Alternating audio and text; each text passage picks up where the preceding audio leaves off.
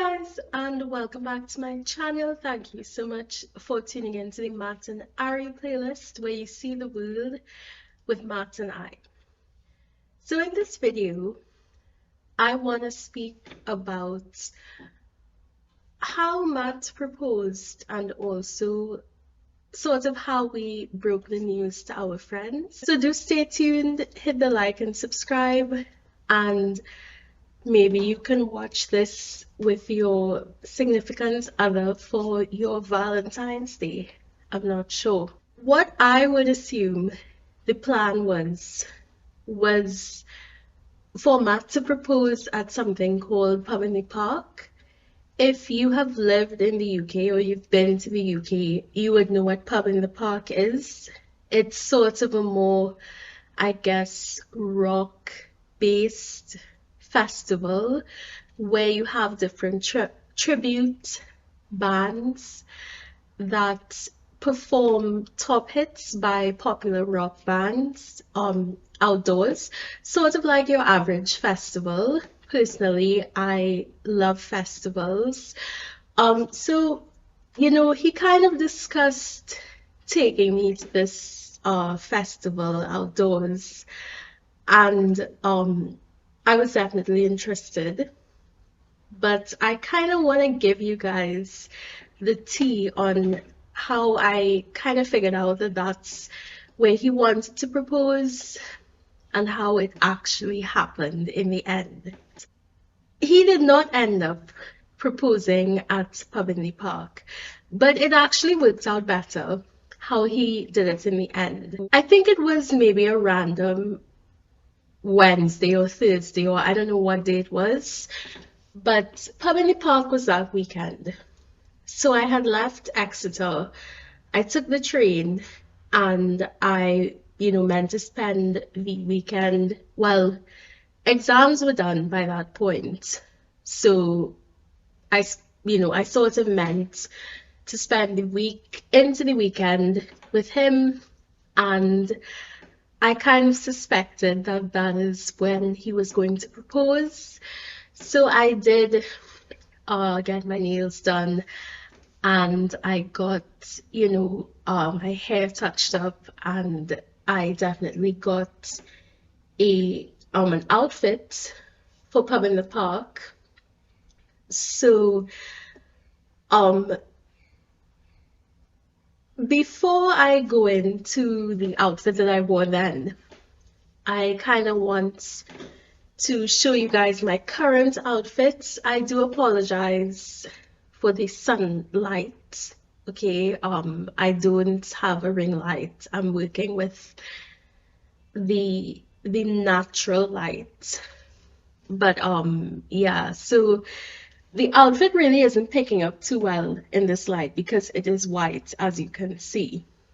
So before people, I guess, start speculating, as I would personally, about why I would be wearing white to an outdoor festival where you think somebody is proposing, I just want to point out that because I lived in Montreal, I think I don't want to say like a Scandinavian minimalist style, but I think because it's cold for so many months of the year in Montreal, we don't really wear bright colors even in summer. You see a lot of people in white, right?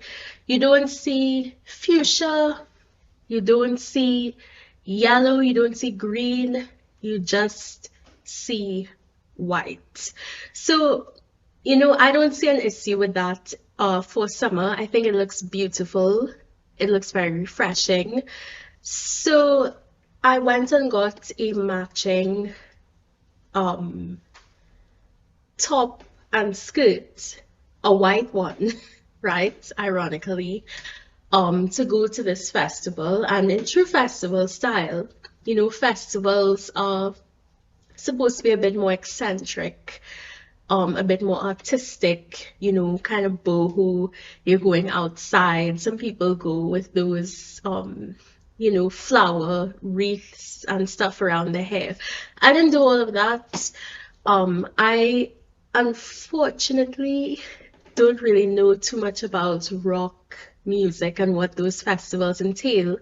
I've only been to like Soniq and Picnic Electronic, and if you've been to Montreal, you know it's a different kind of vibe. Like it's more, you know, EDM. It's more well, I've never had the budget for Coachella, but you know, that kind of dressing to go to these festival things. So I got a uh, white matching set, right? And you guys would know by now that white is actually in this season, ironically. A lot of those white matching sets are all over my my news feed 2 years on, right? But that is what I wore. That's what I planned to wear. But looking at the outfit and looking at where we were going, you know, he did tell me, well, you know, there's a chance we'll be sitting in the grass. So I chose a black skirt instead of this white one that you're seeing here. But I did keep the top, you know. Yeah, so that was the plan, right? For Matt to propose. That's what I thought, right? But before that festival, we were supposed to go to, I don't want to say a work function of his, but like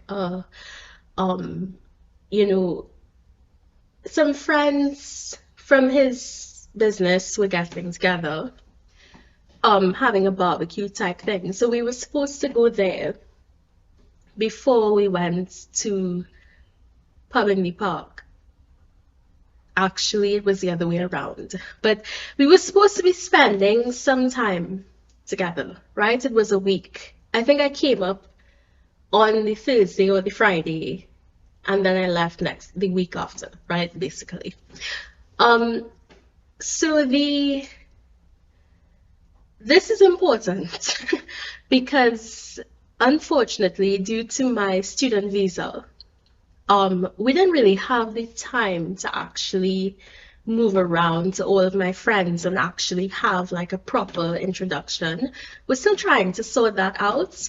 But as I said, and as you guys could see, clearly we are physically not in the same place right now because of the student visa issue, and you know, we're sorting that out gradually.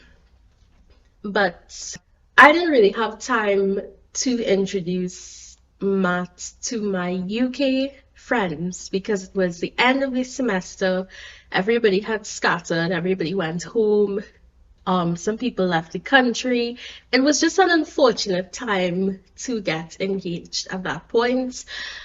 And I also have a lot of friends who are not in the UK, and we haven't really figured out how we would be coordinating that. Like, how can I invite the Canadians? How can I invite the Trinis? Yeah. But all of his, you know, pretty much his core is in the UK. So we actually had a chance to, he had a chance to actually introduce me to his family and his friends and his work colleagues, whatever. So this other outfit, which really is not showing up in the lights at all right now, was from Queen Victoria Place. I believe that's the name of the mall or shopping center, as Mr. Bland insists they are called. And I got this at Fenwick. I don't want to say it's like that other place that I have like so many different brains at the same time. It's not even funny. Like I can think of North America, I can think of the UK all at once and they get mixed up. But it was like Nordstrom basically for the UK. So, you know, kind of higher end a little bit. I got this from a brand called AllSaints. I think it was £70 or so. It seems to be fitting me a little bit big now. you know, fit me a bit better back then, which I hope is good news. Maybe I'm losing weight. I don't know. Yeah, but I just felt, you know, this looked very refreshing. We were going to a barbecue. Initially, it came with a white inner, but I just wanted more of, you know, I didn't really want my silhouette to be too apparent. I just wanted it to look very drapey and very loose fitting and sort of free, like summer. So, you know, I did put a black camisole, or not a camisole, but like a dress, like a slip dress under this from Mark and Spencer's, and these wedges are also from Mark and Spencer's. But I still haven't got to how and when he proposed. So if you've been to the UK for an extended period of time, you know that there are very few days with good weather. Even the summer period in the UK, there's still rain, it's still cold, it's still overcast. It's very rare to have a sunny day where you can, you know, actually sit outside and everybody, you know, is in a slightly better mood because of the weather. So it was either the Wednesday or the Thursday when I was there, right? I think it may have been the second or third day that I came up. And he just sent me kind of, you know, a random text about going out for dinner. So I didn't, you know, I didn't have very many fancy outfits. I just, you know, had the Lululemons that you have seen 1,000,001 times on this channel. And if you follow me on Instagram, I'm always in those Lululemons, right? So I had my Lululemons. I had maybe an inner and a jean jacket. Typical kind of day in my life, really. Nothing to report. I didn't do anything with my hair. You know, I just kind of, it was called the Brecknock Arms, I believe. So, basically, how he did it was that well, I don't know so the owner of the, whatever restaurant, pub, whatever you call that, was his friend for a while. So sometimes, you know, he kind of like talks to the guy and they have a friendship going, and sometimes the guy will come and talk to him and whatever, right? So I wasn't really surprised when he got up from the table randomly. I think I had actually asked for ketchup, if I'm not wrong. So he got up from the table and walked off. And, you know, I'm just sitting there not really expecting much. There's some people about on the other tables having conversations. And he just sort of comes back and like angles his body towards me. And I could see that he's holding this little box. And he just, you know, gently opens it towards me, right? Because okay, so Matthew has a destroyed leg from rugby, okay? He could not, if he wanted, to be on one knee. But I'm not really the kind of person who wants to be the center of public spectacle at any point, unfortunately. I think there's a time and a place for it. And the last thing I would want is for my engagement to be everybody's business, especially people I don't know. Because as I said, it's not like, for example, we had a party at his apartment and it was just family and friends and people I knew. We were literally in a random, well, not random, but, you know, there were a lot of random people there that I didn't really care about or know or whatever. So he just, you know, came quietly and he opened the box and he popped the question. He asked if I would marry him, and I did say yes.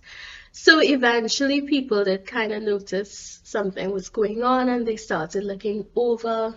And there was, at least Brits are a bit more polite. There was no uproar, there was no noise. There was a bit of staring, but when we were walking out, a couple of people did say, well, congrats, that kind of thing. And it was just a beautiful day, really. So, yeah, um, that is the engagement story. I thought it would be nice for a Valentine's Day, especially since, as I said, we are dealing with some visa, well, not visa issues, but we're really trying to think of like what is the best way to go about it. Realistically, I want a work visa, like I want to apply rather than, doing the 90-day fiance, whatever. I'm not against it, and neither is he, but I just feel like I would like to, kind of come there on my own merit, rather than sort of creating an unnecessary tension in the relationship that I don't think either of us really want at this point. But yeah, that was the engagement story. So do let me know about your Valentine's Day plans. Like, what are you doing? Um, are you like, I don't know, I know a couple of people have like galentines where it's just the girls. Are you spending it with a partner? I know like some people, you know, like especially people with younger kids, they sort of make it a family event where everybody goes out and you guys have like a brunch or what are you doing? Do let me know in the comment section and I will see you in the next one.